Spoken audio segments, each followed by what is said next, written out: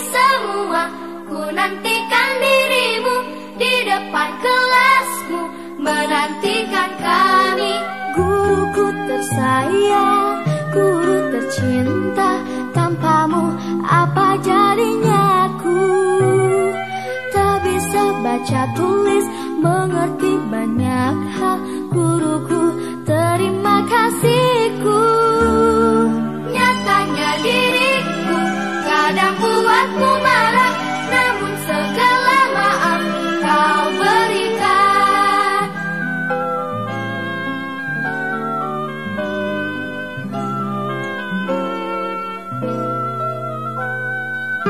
Waalaikumsalam warahmatullahi wabarakatuh. Alhamdulillahirrahmanirrahim. Wabillahi nasta'in. Wala umur nyawadin. Assalatu wassalamu ala asrofil anbiya wal mursalin wa ala alihi washabihi ajmain. Amma ba'du. Yang sama-sama saya hormati Bapak dan Ibu guru yang sudah berkenan hadir dalam acara diseminasi tentang budaya positif ya di sekolah kita tercinta. Dan mudah-mudahan nanti ini bisa berimbas pada ekosistem belajar kita bersama. Nah, jadi alhamdulillah kita bisa berkumpul di sini. Meskipun ini hanya diskusi santai, tapi semoga dari diskusi ini kedepannya ada hal yang bisa kita pegang dan bisa kita jalankan ya dalam pembelajaran kita sehari-hari. Nah, untuk judul diskusi kita kali ini tentang diseminasi budaya positif terutama di lingkungan SMK Negeri 5 Tangerang. Nah, tugas saya di sini bukan sebagai pemateri yang wah, tapi saya menganggap bahwa saya adalah murid Bapak Ibu, ya. Jadi Bapak Ibu adalah guru sesungguhnya bagi saya. Nanti kita sharing aja santai terkait dengan pengalaman Bapak Ibu dalam menjalankan budaya positif, ya. Nanti kita akan coba sedikit reminder apa sih budaya positif, kemudian apa sih nilai-nilai kebajikan yang mungkin melekat di diri Bapak dan Ibu. Nah, baik kita ke selanjutnya. Oh, ini enggak ini ya? Saya koneksikan dulu Pak Bu. Bisa ya? Waduh. Iya. Ini dia guru penggerak keseruan nih. Bola ini.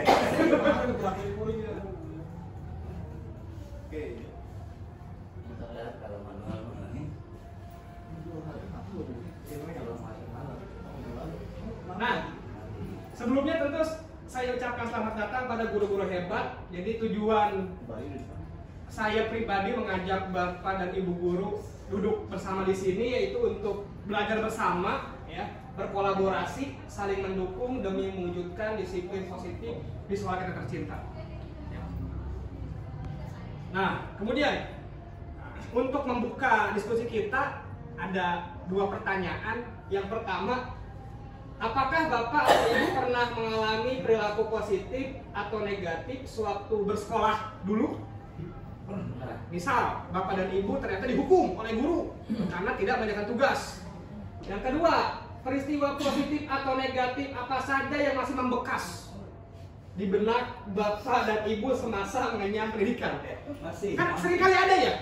Kita dihukum banyak, tapi ada satu yang membekas di benak kita sampai sekarang. Nah, kira-kira, oke.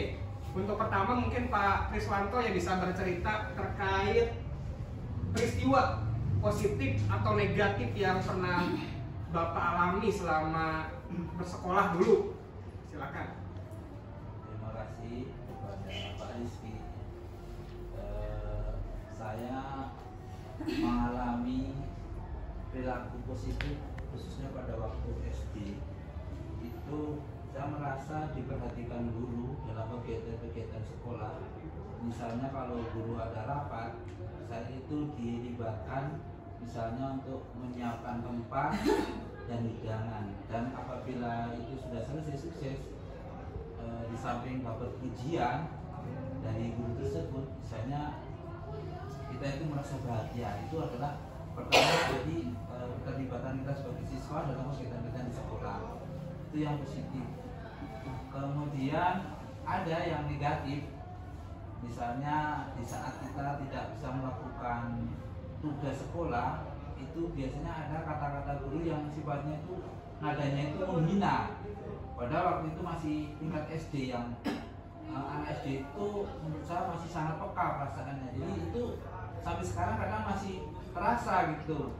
Tetapi ada hikmahnya juga sih, walaupun kita waktu itu saya merasa dihina, saya termotivasi bahwa saya harus berhasil jadi seorang anak. Oke, baik, terima kasih untuk pengalaman yang luar biasa dari Pak Priswanto. Dari Pak Heru mau berbagi pengalaman terkait pengalaman Pak Heru ketika dulu bersekolah, apakah lebih banyak mengalami perilaku positif atau negatif atau seimbang? Dan kemudian yang paling membekas di benak Pak Heru? Jadi murid kepada Pak. Iya, saat jadi murid. Siswa. Baru naik SD nggak? Sudah pernah. Oke, gimana Pak Heru? Sedikit mungkin bisa berbagi pada rekan-rekan. Madatku. Saya ya,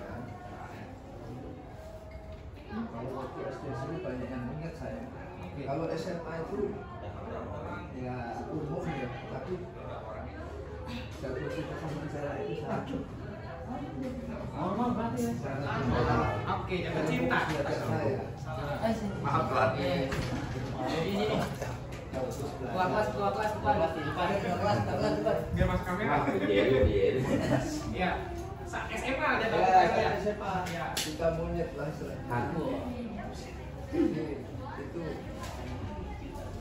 membuka fokus belajarnya kurang. Maka sekarang kalau saya saran ke pekerja, tolong tarik sama pacar punya kamu pasti terganggu karena saya alami begitu. Oke. Terus ya pembuli kalau dulu ya wajar-wajar saja ya pembuli. Oh, pernah juga mengalami pembulian atau pernah? Masih wajar-wajar itu. Masih wajar pembulian. Yang paling terkesan itu. Oke. Baik, terima kasih luar biasa beberapa pengalaman dari Pak Priswanto dan Pak Heru terkait perilaku positif dan negatif yang pernah mereka alami selama bersekolah dulu. Nah, mengapa sih kita harus ya sedikit mengenang ya perilaku positif yang pernah kita alami di sekolah? Apa kaitannya dengan masa sekarang? Mengingat kita juga sekarang sebagai pendidik, apakah hal positif yang kita pernah terima dulu kita imbaskan kepada anak-anak saat kita mengajar, atau bahkan hal-hal negatif yang kita terima membekas di benak kita tertular. Nah, sehingga kita menerapkan perilaku juga yang negatif kepada anak-anak kita. Nah, kita cek selanjutnya. Ini untuk bahan diskusi kita kali ini ya, tentang konsep utama budaya positif. Jadi apa saja sih sebenarnya yang akan kita diskusikan terkait budaya positif? Yang pertama ada perubahan paradigma belajar. Jadi saat ini sudah memasuki pergantian kurikulum yang kesekian, kita sudah menginjak kurikulum merdeka ya 2 tahun. Nah, apakah ada perubahan paradigma atau pola pikir dalam pembelajaran?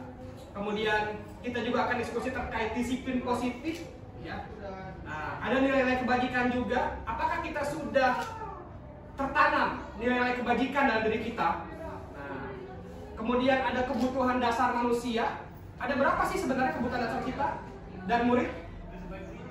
Ada motivasi, ada posisi kontrol restitusi. Nah, mungkin ada yang sudah tahu apa itu restitusi, atau bahkan ada yang masih asing terkait istilah restitusi, nanti akan ada penjelasannya.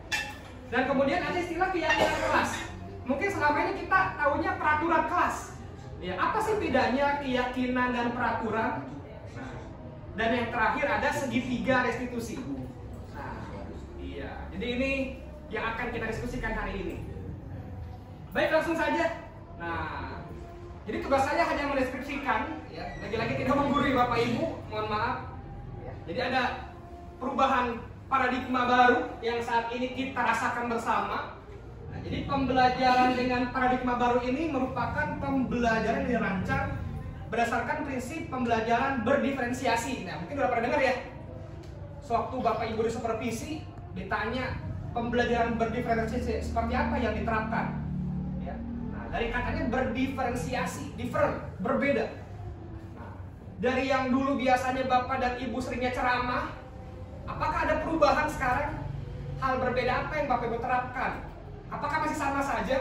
Nah, nanti akan kita pelajari lebih dalam.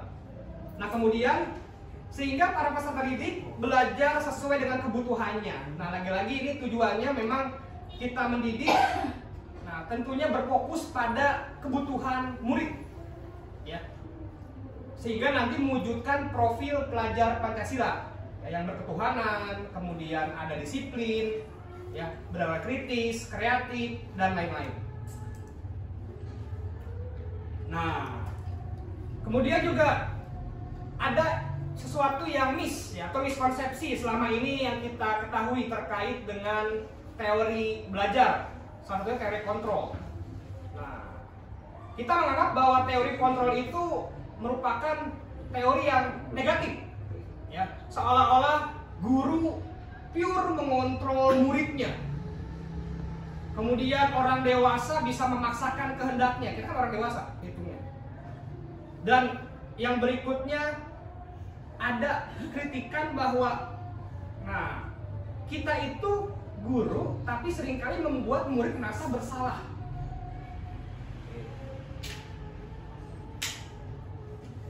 Oke, apakah teori kontrol ini mutlak kita gunakan? Nah, lagi-lagi nanti kembali pada Bapak dan Ibu guru. Misalnya contoh ya, Pak An megang sesuatu. Pegang tas deh. Ya, nggak apa-apa. Ya, silakan Pak Jenal. Iya, ikut kamu. Saya mah ada yang nyari nih. Enggak apa-apa ya udah. Ayo, Oke, Pak. Pak An. Silakan. Nah, apakah Pak An bisa saya kendalikan atau Pak An sendiri yang akan memegang kontrol terhadap dirinya sendiri? Nah, misal saya akan coba untuk mengambil apa yang Pak An pegang. Oke, Pak An, boleh nggak itu buat saya, Pak An? Boleh juga. Saya kasih uang dah. Kira-kira ya 10 juta. ada uang 100.000. Simpan ini. Isinya apa sih? Boleh dibuka nggak? Atau nggak boleh? Kalau dilihat boleh, tapi lagi jangan. Nah, jadi beberapa stimulus yang saya berikan ternyata lagi-lagi masih diantisipasi oleh Pak An. Ya. Nah, berarti yang memegang kontrol atas diri Pak An siapa? Pak An sendiri. Begitupun dengan murid sama. Meskipun kita memberikan stimulus memang sih ada dampaknya terhadap murid. Cuma lagi-lagi yang akan mengubah murid, ya tetap murid itu sendiri nantinya. Nah, kita akan perjelas nanti. Nah, selama ini kan kita pakainya tentang stimulus respon, ya. Nah, ini perbedaannya. Kalau stimulus respon, ya. Nah, jadi kita melihat realitas kita bersama, kemudian semua orang melihat hal yang sama. Kalau yang teori kontrol kan setiap orang tuh ternyata punya kebutuhan berbeda, termasuk melihat murid. Terus seringkali memandang murid itu sama semua, ya. Padahal ternyata murid itu punya keunikan masing-masing yang tidak kita cover ternyata. Nah, kemudian juga kita akan berusaha memahami tentang cara pandang orang terhadap dunia. Jadi seringkali kita tidak mewadahi karakteristik murid yang berbeda-beda. Kita pukul rata semua murid punya kebutuhan yang sama. Ternyata dari cara belajarnya aja udah berbeda. Ada yang lebih suka mendengarkan, ada yang ternyata lebih suka visual, melihat, ada yang kinestetik, lebih suka bergerak. Nah, apakah sudah kita wadahi itu semua? Oke, ini ya untuk paradigma pola pikir yang saat ini sedang booming, teori kontrol.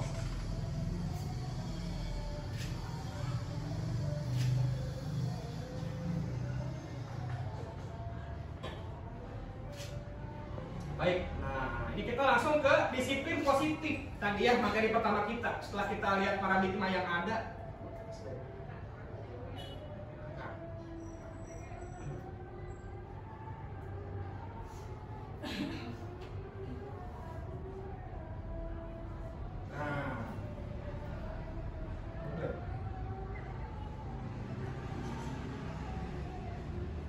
oke, sebentar ya, kita saya tanyakan lebih jelas.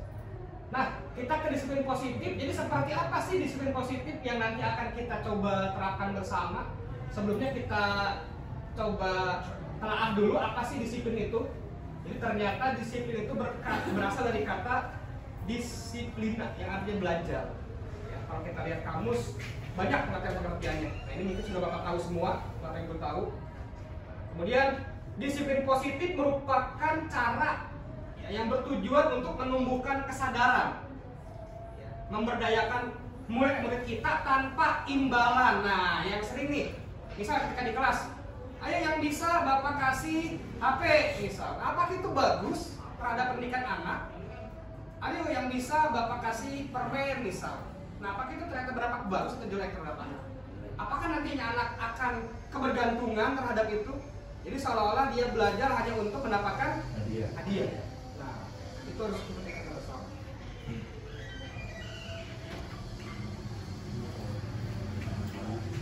Nah ini tujuannya mengapa kita harus menerapkan disiplin positif, ya agar kita menciptakan murid yang memiliki disiplin sendiri tanpa nantinya perlu kita suruh-suruh lagi. Jadi nanti murid ya kita dorong, ya kita motivasi agar memiliki disiplin yang berasal dari diri sendiri. Sehingga nanti mereka tanpa kita kendalikan, tanpa kita suruh-suruh, mereka sudah tahu, sudah taat. Sambil dimakan Bapak Ibu silakan sampai aja. Boleh, Pak Iwan. Boleh. Kata Papa jangan Bukan ini bukan pajangan ini Pak Ibu. Bukan pajangan. Ketua kelas. Boleh. Ketua kelas. Nanti buka. Ini bayar nih. Yang puasa nanti dibungkusin tenang ya. Ya tenang. Nah. Nah, ini ada ketua Anda makanya. Mau ada ambil kalau ada bungkusnya. Baik. Nah, terkait disiplin positif tentunya kita harus paham juga dengan nilai kebajikan. Ya, kalau kita ingin disiplin harus tahu ya nilai-nilai kebajikan apa saja yang harus dimiliki oleh kita secara pribadi. Karena guru sebelum menyuruh anaknya untuk disiplin, gurunya pun harus disiplin terlebih dahulu. Jadi teladan, ya. Ingarso sung tulodo. Jadi guru itu harus menjadi teladan bagi murid-muridnya. Sehingga nanti ketika murid ingin disiplin, dia melihat juga gurunya. Apakah guru saya sudah disiplin juga? Jangan sampai kita dikembalikan, dibalikan nanti ya. Bapak juga ternyata belum disiplin. Iya. Ikmat dia memang Ikmat memang. Tuturi Anda ya nih yang menempel di dada murid-muridnya. Tuturi Anda. Tahu. Nah, jadi yang disebut dengan nilai kebajikan ini tadi ya, nilai yang disepakati bersama terlepas dari suku bangsa, agama, bahasa maupun latar belakangnya. Bisa ambil dari modul TGP. Ada pantunnya ini disiplin, Pak. Eruk. Gimana? Pantunnya disiplin apa? Pancasila. Pilih-pilih. Oh iya, yang waktu itu Pak. Disiplin dong. Bagus, kita memang memotivasi anak untuk disiplin ya harus. Nah, ini ada beberapa nilai-nilai kebajikan ya berdasarkan beberapa sumber. Ya. Nah, ini contoh nilai kebajikan dari institut atau organisasi. Contoh di kita ya diterapkan profil pelajar Pancasila, ada 6 dimensi yang harus kita lekatkan kepada diri anak maupun dari kita juga sama. Beriman, ya, kemudian berakhlak mulia, mandiri, gotong royong hingga kreatif. Ini 1, 2, 3, 4, 5, 6, 7, 8 ya. Juga ya. Jadi kegiatan-kegiatan yang kita lakukan kayak P5 itu nanti mendorong ke sini. Ya, agar anak-anak itu dikuatkan nilai-nilai positifnya, nilai kebajikannya. Jadi memang bukan mengarah pada hasil proyek, bukan, tapi pada penguatan. ketua kelas terlibat ketua kelas. Nah ini kemudian menurut IBO Primary Years Program ya, jadi nilai kebajikan yang mereka anut itu ketika murid punya rasa toleransi, rasa hormat, integritas, mandiri, menghargai, lebih banyak lagi ya, antusias, empati, kreativitas, percaya diri sama komitmen. Nah ini nilai-nilai kebajikan yang Malaikat. ya Semuanya. Bawaannya minum bawaannya. Sekarang mah kalau ingin tahu katanya kepo. Oh, matematik ya. P3 Nggak tahu kepo. Ya Pak. Ya. Nah ini menurut 9 pilar karakter ya, Indonesia Heritage Foundation IHF, banyak, ada 9. Cinta Tuhan, kemudian kemandirian. Nah ini kita nanti bisa pilih, silakan, nggak harus terpatok pada satu ya. Nah, yang mana yang mau kita tanamkan nilai kebajikan? Karena apa? Kita sebagai pendidik itu tidak hanya mengajar ya, tapi juga mendidik, mentransfer nilai. Nah ini yang akan kita transfer kepada murid-murid. Ya, iya. Jadi memang guru itu tidak hanya ketika kita beres materi, udah. Tapi lebih bagus lagi ada nilai yang tertransfer. Ya, kejujuran, ya, tanggung jawab, disiplin segala macam itu kalau keberhasilan. Ya. Toleransi, kedamaian, kesatuan. Nah, ini baru tuh kesatuan dan sebenarnya. Nah, Makanya jadi perempuan, jadi kayak iya, nggak fokus belajar lah. baik, itu dia tadi nilai-nilai kebajikan yang harus ya mau tidak mau sebagai guru kita tularkan, kita kuatkan kepada anak didik kita. Ya. Sebelumnya memang kita pun juga mau tidak mau harus memiliki nilai-nilai kebajikan yang tadi ada di tayangan. Ya. Nah, kemudian kita sambung ke kebutuhan dasar manusia. Apa sih hubungannya dengan disiplin? Ya. Nah, seringkali kita melihat misal ada siswa murung di kelas, ada siswa tiba-tiba ngambek di kelas, disuruh tugas tidak mau. Kita kasih materi A ternyata nggak semangat. Nah, ada apa? Nah, ternyata nanti terkait dengan kebutuhan dasar manusia. Kita harus paham ini juga. Karena ketika kita melihat murid lagi-lagi, kita lihat juga kebutuhan dasarnya apa. Kenapa dia seperti itu? Jangan langsung kita tiba-tiba menghukum, memvonis, ya menghakimi tanpa terlebih dahulu kita melihat kondisi murid. Nah, ini yang Bapak Ibu sudah tahu ada 5 ternyata kebutuhan dasar manusia. Ya, banyak memang. Nah, ini. Nah, diringkas, pertama ada bertahan hidup. Nah, bertahan hidup itu menyangkut makanan, pakaian, tempat tinggal, keamanan, kesehatan. Coba itu yang umum namanya bacanya untuk kasih sayang dan kasih Oke. Nah, apakah anak yang murung, anak yang nggak mau belajar, ternyata dia butuh kasih sayang? Belum. Kadang-kadang nggak ada motivasi dia. Nggak usah ditanya itu Pak, semua orang sayang.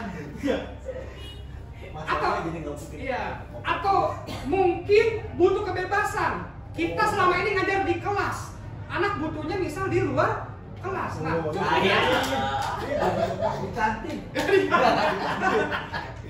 Nah, ini harus kita pahami bersama. Makanya ketawa ya tuh. Nah, kesenangan. Tuh, kesenangan ini nanti terkait dengan bercanda, tertawa. Jangan sampai kita ngajar terus serius. Baru Banyak tugas. Ya, saya nganter deh. Bagus. Saya tertawa. Oke. Nah, jadi kita harus paham betul ya, ternyata manusia itu punya kebutuhan dasar yang harus dipenuhi. Kita pun sama kan ya? Kita kadang-kadang moodnya nggak stabil, mungkin kita butuh kesenangan, ya, healing misalnya. Nah, mungkin kita butuh kebebasan. Selama ini mungkin peraturan ketat, nah, alhamdulillah sini enggak, ya. Itu di sini. Di sini. Nah, maka mungkin kita bertahan hidup, ya, butuh kasih sayang, butuh makanan, tempat tinggal, gitu. Sehingga kita bisa, aduh, kayaknya di sini kurang nih kita ngajar nih. Nah, kita kesana kemari misalnya. Siapa itu? Kan ada kebutuhan misalnya. Ini contohnya.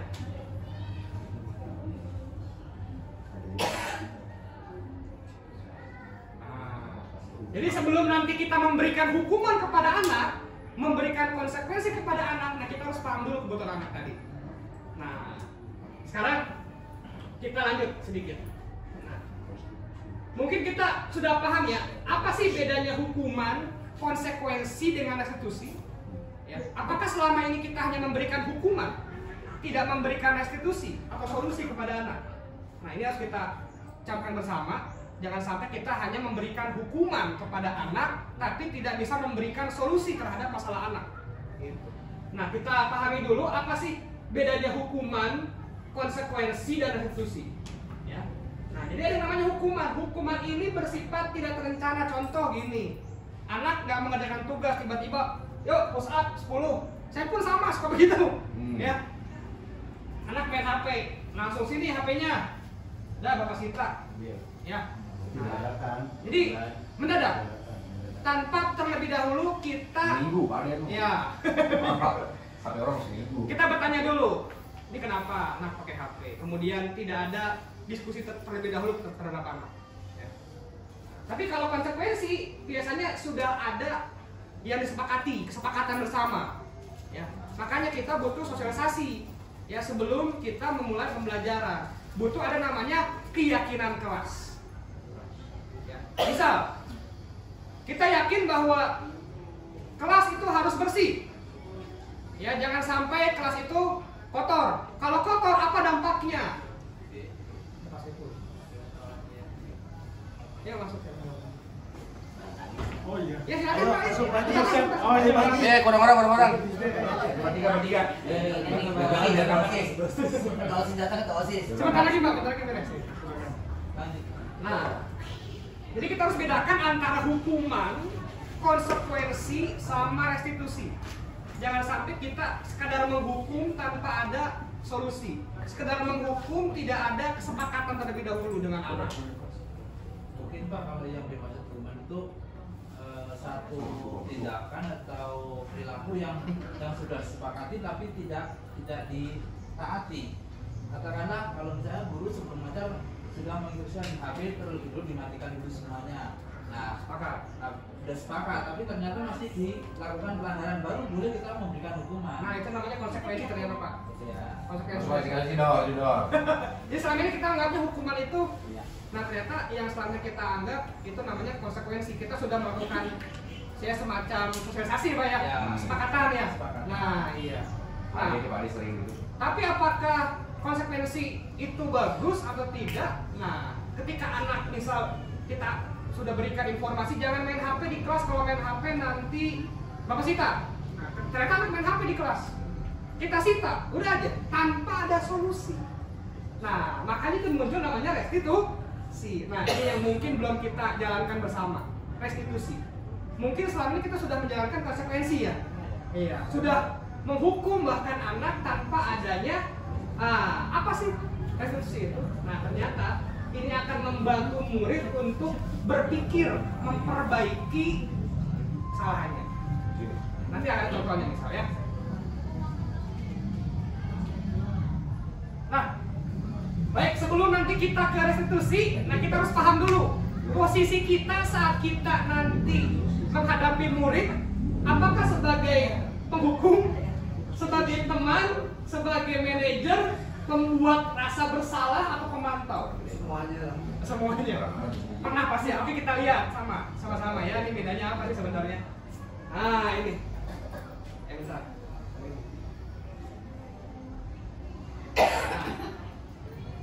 Ketika guru sebagai penghukum, nah biasanya yang akan berperbuat, guru akan menghardik, menunjuk, menyakiti.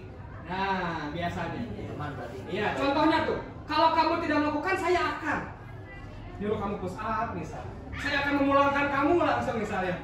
Nah, ini contohnya aja. Hasilnya nanti ketika kita tetap jadi penghukum selama kita mengajar, anak akan memberontak, pendendam. Kemudian menyalahkan orang lain.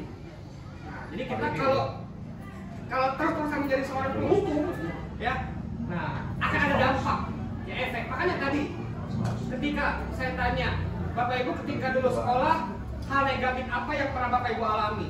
Bahkan masih membekas. Berarti kan ketika masih ingat, ya khawatirnya kita dendam. Ya, nah, jangan sampai anak itu dendam.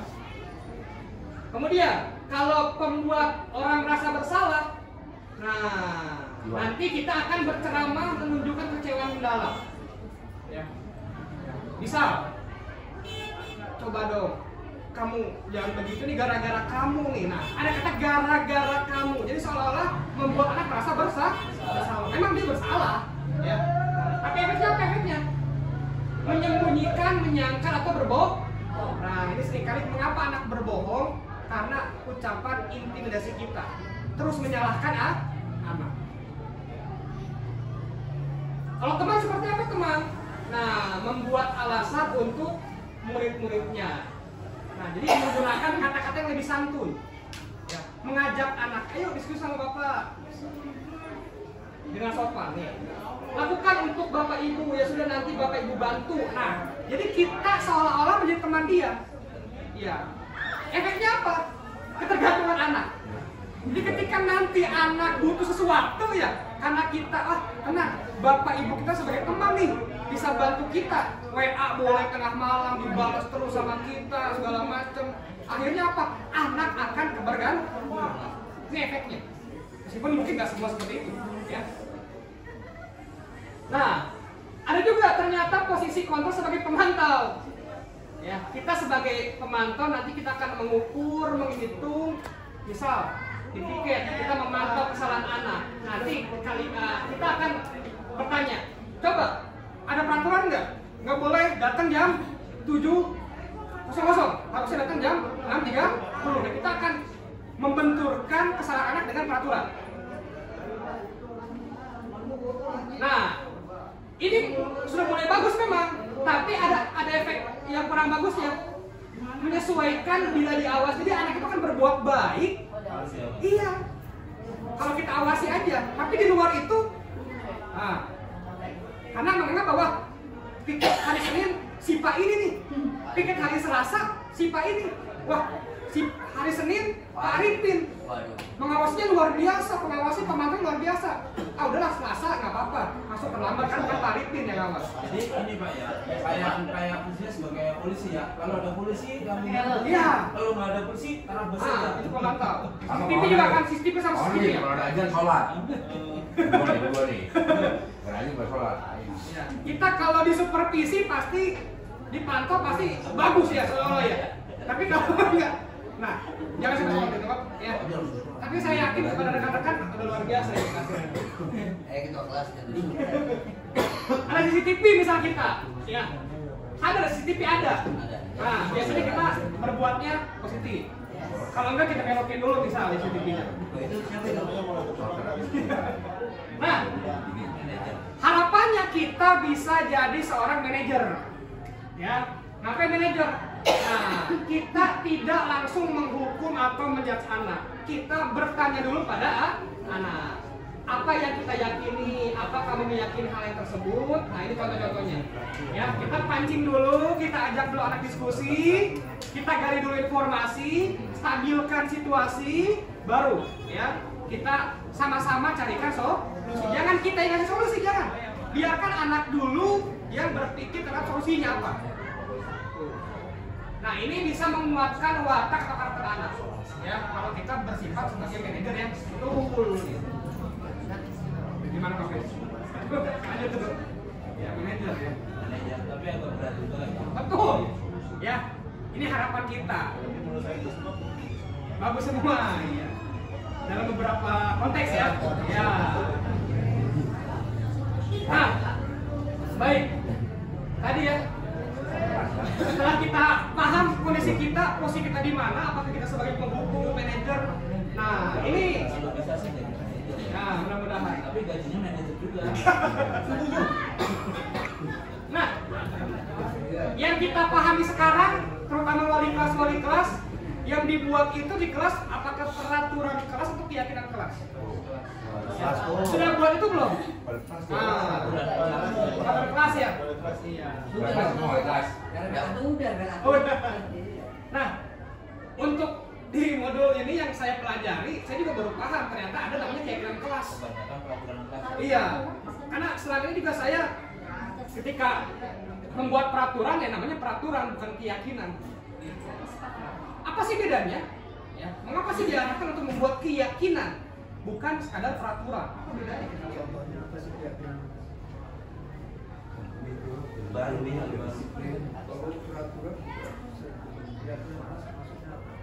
Nah ini ya untuk deskripsinya keyakinan kelas seperti apa. Jadi dia bersifat lebih abstrak dari peraturan, yang lebih rinci dan konkret, berupa pernyataan universal dibuat dalam bentuk positif. Contoh gini, Pak, misal kita buat keyakinan jangan membuang sampah sembarangan. Ya, ada kata jangan di sana ya. Nah, untuk keyakinan kelas diupayakan membuat dalam bentuk kalimat positif, menjaga kebersihan lingkungan. Nah, Agar apa? Agar anak nanti tertanam dalam dirinya jiwa-jiwa positif. Contoh lain misal, jangan mengoperasikan HP di dalam kelas tanpa seizin guru. Nah, itu kan peraturan yang sering kita buat. Harus disuruh kalau pakai HP. Nah, kita bisa buat lebih positif lagi agar anak tadi berpikirnya pun lebih positif terhadap peraturan yang ada. Jadi keyakinan ini dibuat agar anak-anak tidak hanya tahu tapi juga meyakini. Ada keyakinan dari dirinya. Semacam kalimat-kalimat himbauan atau kalimat-kalimat motivasi. Iya. Jadi bukan kalimat ancaman. Kalau jangan itu berarti kan kayak pelarangan. Tapi kalau misalnya himbauan, itu jagalah kebersihan, itu kan himbauan, ajakan. Nah, ini contoh yang sudah saya buat. Kelasnya kayak kenal ini dari Orangnya cuma kelas belakang ya.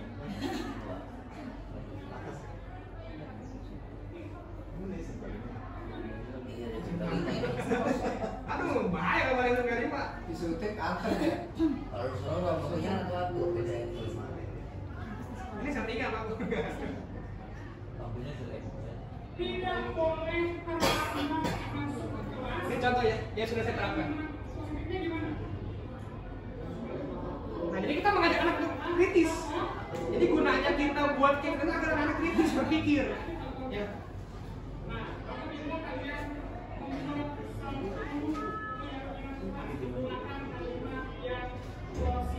Iya kalau itu.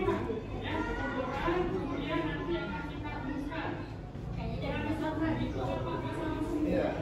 Suntik kan. Yang kagak tiga ini mah kelas Ini bawah. Ada kelas yang Kalau yang kedua mah pokoknya apa saya pokoknya. Nah, jadi kelas ini kita buat ya dengan mengajak anak untuk berdiskusi biar mereka juga berpikir kira-kira apa kebutuhan mereka di kelas. Apakah mereka butuh kelas yang bersih atau tidak? Berarti kan kelasnya menjaga kebersihan kelas. Apakah mereka butuh kelas yang berisik atau tidak? Berarti kebutuhan mereka adalah membuat kelas yang kondusif seperti itu. Jadi dibuat berdasarkan kebutuhan dan keyakinan. Jadi kalau mereka sudah merasa yakin, nah mudah-mudahan nanti ke depannya hal-hal negatif itu akan mereka minimalisasi. Ini dalam pembuatan. Jadi ngajak juga anak buat berpikir kritis, ya. Nah, jadi tidak serta-merta kita yang buat, mereka yang menerapkan, enggak. Jadi mengajak mereka, ya. Ini prosesnya. Jadi mereka buat dulu, kira-kira diberikan dulu contohnya tadi seperti apa.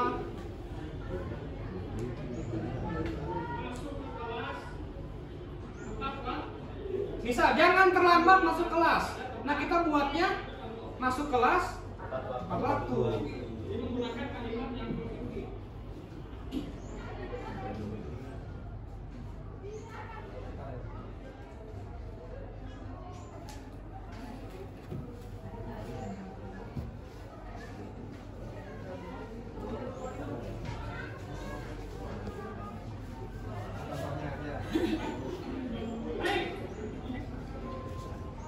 Nah, ini kemudian juga jangan lupa ketika kita buat keyakinan kelas harus ada kesepakatan bersama, jangan sampai sepihak. Makanya saya buat mereka untuk tanda tangan, ya harus biar mereka juga meyakini bahwa saya sudah yakin terhadap apa yang sudah saya buat. Ya saya sudah yakin sehingga saya akan menerapkan itu. Mereka tanda tangan mereka, ya mengumpulkan keyakinan kelasnya. Kalau di sini ditempel nanti di depan ditempel.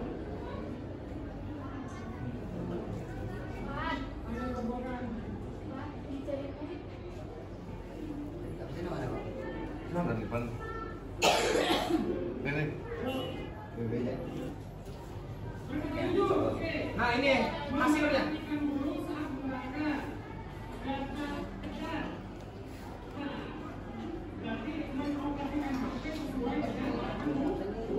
Jadi mereka yang buat sendiri.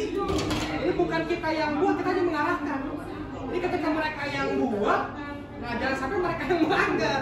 Kan selama ini mereka melanggar gara-gara ya sepihak. Kita yang buat misal.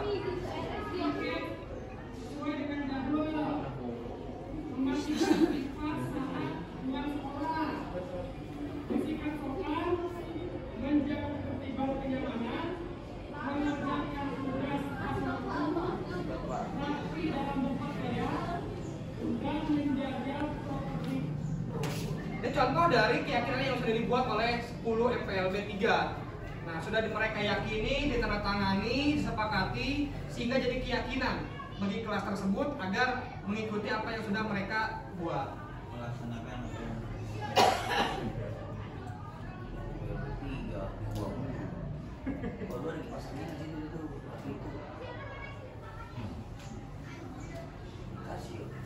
Baik, nah selanjutnya nih,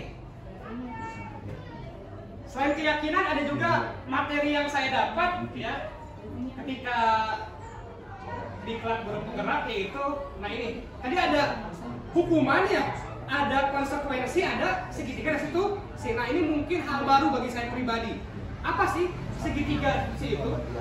Nah, kalau tadi kita sudah membuat konsekuensi ketika anak bersalah, kemudian kita berikan konsekuensi, bukan hukuman ya namanya. Nah, kemudian jangan hanya berhenti sampai di situ. Misal kita sudah ambil HP-nya. Nah, anak pasti akan kebingungan. Kok kenapa diambil HP-nya? Kok kenapa saya disuruh push up?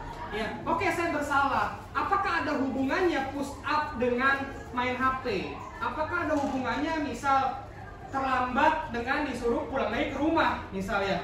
Nah, jadi sebaiknya kita memberikan solusi, ya. Nah, solusi itu nantinya kita ajak dulu anak untuk berdiskusi. Nah, ini contohnya. Ya, jadi segitiga institusi itu sebuah cara yang dilakukan oleh guru untuk menanamkan disiplin positif. Jadi kita akan menanamkan hal positif kepada anak secara natural. Ini prosesnya.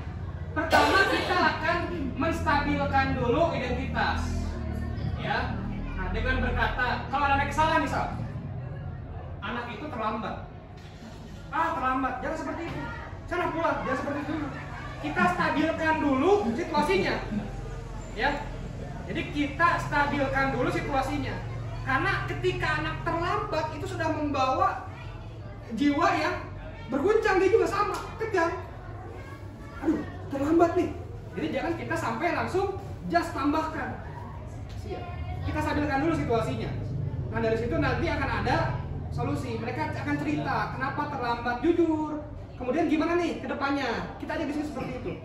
Jadi nanti solusinya pun nanti akan muncul dari mereka. Ya.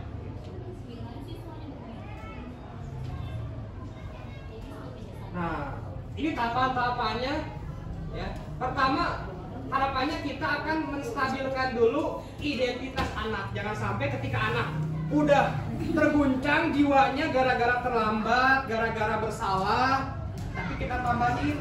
Nah, itu akan berdampak, tadi bisa anak itu dendam sama kita, khawatirnya ya. Nah, ini caranya pertama. Kemudian yang kedua, ntar contohnya yang saya lakukan juga, untuk settingan ya. Nah, ini nih. Nah, ini contohnya apa Bu ya? Assalamualaikum warahmatullahi wabarakatuh.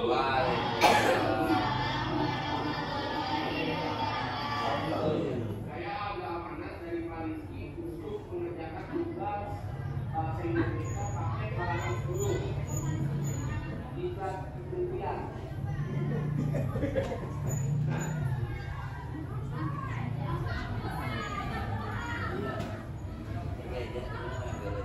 Nah, jadi ketika guru memberikan amanat disampaikan oke disampaikan. Tapi pada praktiknya kan ada anak yang masih malas mengerjakan ya. Nah, untuk menghadapi anak seperti ini jangan langsung kita hukum. Tapi kita pakai tadi segitiga inklusi. Panggil dulu anaknya.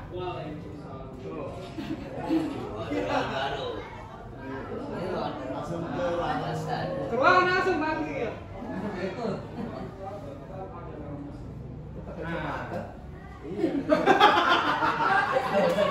jadi aneh ya. Nah, jadi dipanggil dulu, ajak diskusi dulu atau ngobrol dulu. Ya.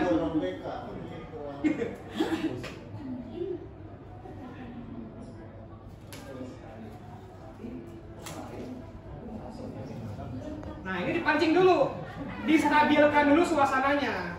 Ya, tanya dulu, kamu tahu nggak kenapa bapak panggil ke sini? Ya, kalau misalnya nggak tahu, nanti kita pancing lagi sampai dia baru berpikir. Tapi dengan ya suasana yang santai, logat-logatnya juga jangan yang mengintervensi. Ya. Bagus nih.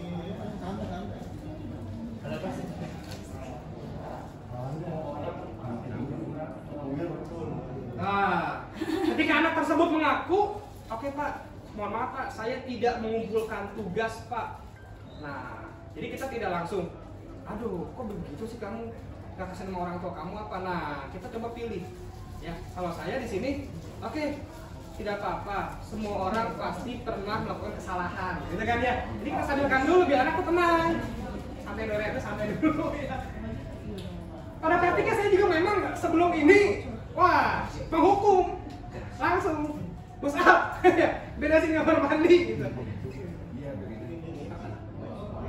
Ini anak baik-baik. Makanya dia nurut. Daripada eksekusi. Ya. Nah, jadi setelah kita menstabilkan keadaan, kita validasi tindakan dia. Ya. Mengapa kamu tidak mengerjakan tugas? Kita validasi dulu, kita tanya. Meskipun kita udah tahu bisa, gara-gara dia malas, tapi kan belum tentu, siapa tahu dia lagi sakit segala macam kan ya. Ada masalah segala macam, makanya kita perlu divalidasi dulu tindakannya. Ya. Kita validasi dulu. Tuh, kata dia capek dan mengantuk katanya. Dia capek ngantuk karena malam-malamnya scroll Instagram sampai jam 2. Gitu katanya. Jadi ketika pagi-pagi sekolah belajar ngantuk gitu.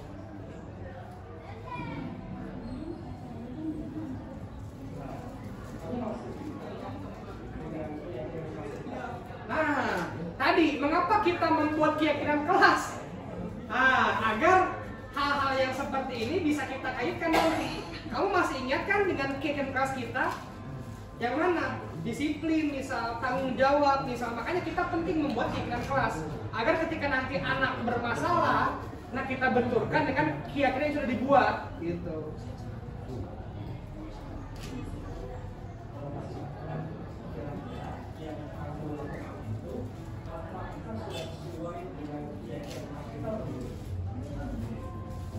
Nah, dia mengakui, oh ternyata belum sesuai dengan keyakinan kelas kita.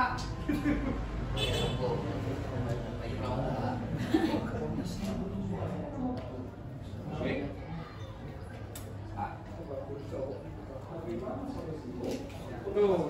Kemudian juga untuk masalah, usahakan jangan langsung kita kasih solusi, jangan. Biarkan anak berpikir dulu tentang masalahnya. Solusinya apa kira-kira menurut kamu? Apakah jangan diulangi lagi atau seperti apa? Biar anak kritis berpikirnya.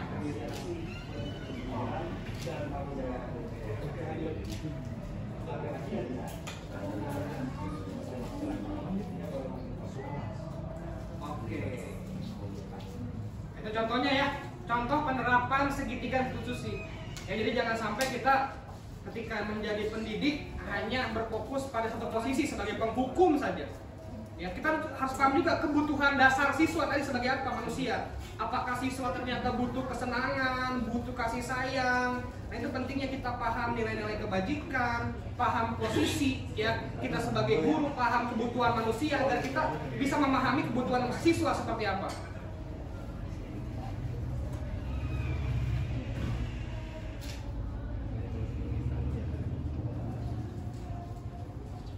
Oke, nah terakhir, jadi memang pendidikan itu tanggung jawab bersama. Nah, bukan cuma kita memang, tapi juga orang tua murid. Ya, nah ini penting juga ketika kita jadi wali kelas, kita sampaikan juga, kita ajak juga wali kelas, wali murid. Ya, ajak wali murid untuk diskusi terkait perkembangan belajar anak itu penting juga. Karena lagi-lagi anak memang terbentuk pertamanya di rumah, ya di lingkungan rumahnya, baru ke sekolah. Tetap, tapi ketika anak di sekolah, nah kita adalah teladan bagi anak. Ya, jangan sampai lost, jangan sampai hanya mengajar, tidak ada nilai-nilai kebajikan yang kita transfer terhadap anak tadi. Nah, itu saja Bapak dan Ibu, terima kasih diskusinya. Semoga bermanfaat. Kurang dan lebihnya mohon maaf. Wassalamualaikum warahmatullahi wabarakatuh. Waalaikumsalam warahmatullahi wabarakatuh. Baik, jadi Bapak minta ya kita buat keyakinan kelas menggunakan kalimat yang positif. Ya, contoh nih, kalau kita buat tidak boleh terlambat masuk ke kelas. Kalimat positifnya gimana?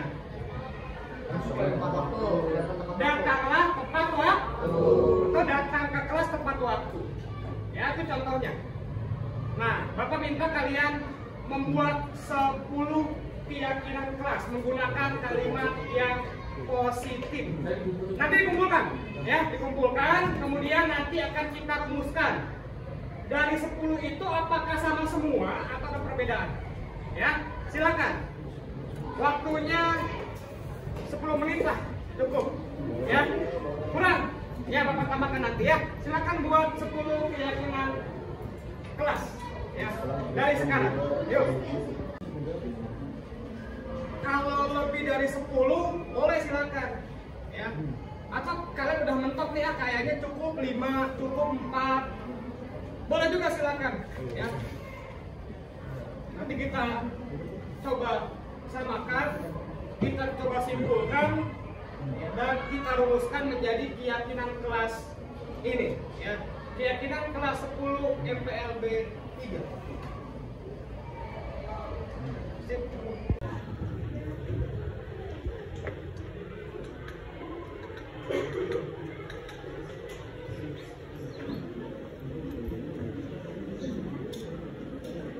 Kamu tadi berkata jujur, itu satu. Apalagi masuk ke kelas tepat waktu, membuang sampah pada tempat, itu contoh. Ya. Jadi menggunakan kalimat yang positif.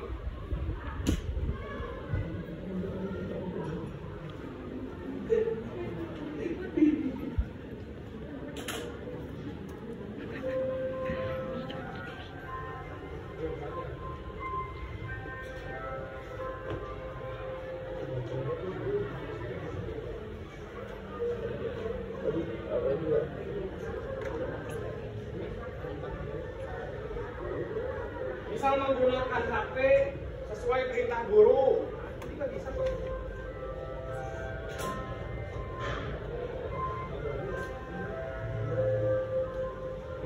Menjaga kebersihan kelas,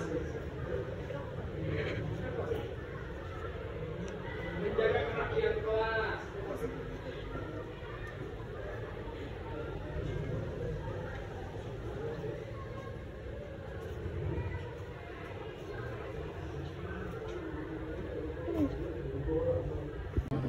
Baik, silakan kumpulkan keyakinan kelas yang telah kalian buat dan tanda tangani, ya. Silakan mulai ke depan satu persatu. Simpan sini, kamu tanda tangan. Lanjut, silakan yang berikutnya.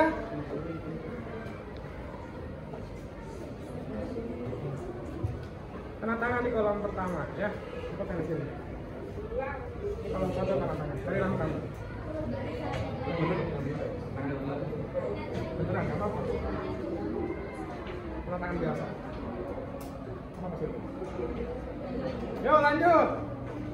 Kesia, silakan.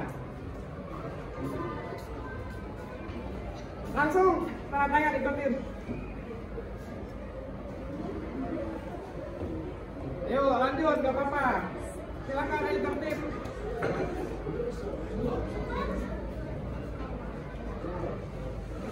Sambil dikumpulkan.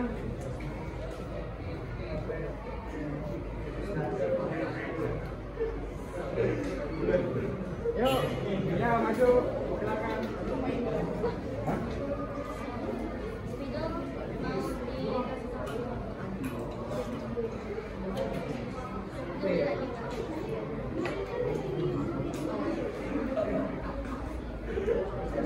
Ya.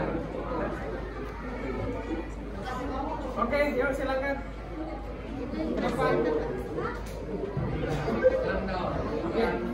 Sip, cukup. Baik, semua perhatikan dulu, ini sudah terkumpul keyakinan kelas yang kalian buat dan sudah ditandatangani tadi. Ya, bisa Bapak bacakan satu nih. Keyakinan kelas. Pertama, membuang sampah pada tempatnya. Kedua, mengoperasikan HP saat jam pelajaran. Nah, berarti mengoperasikan HP sesuai dengan arahan guru harusnya. Berkata jujur, oke. Memperhatikan guru saat menerangkan. Datang ke kelas tepat waktu. Izin ketika ingin menjawab telepon.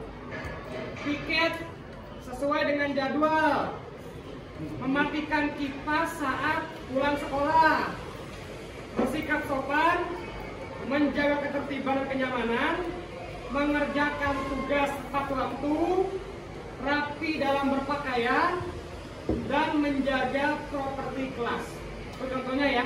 Nah, ini kita sudah yakini, berarti harus kita jalankan bersama-sama. Oke, terima kasih ya. Nah. Saya adalah Amanda dari Sekolah MKB 3. Kami dan Pak Rizky telah membuat keyakinan kelas. Semoga keyakinan kelas bisa bermotivasi untuk kita semua.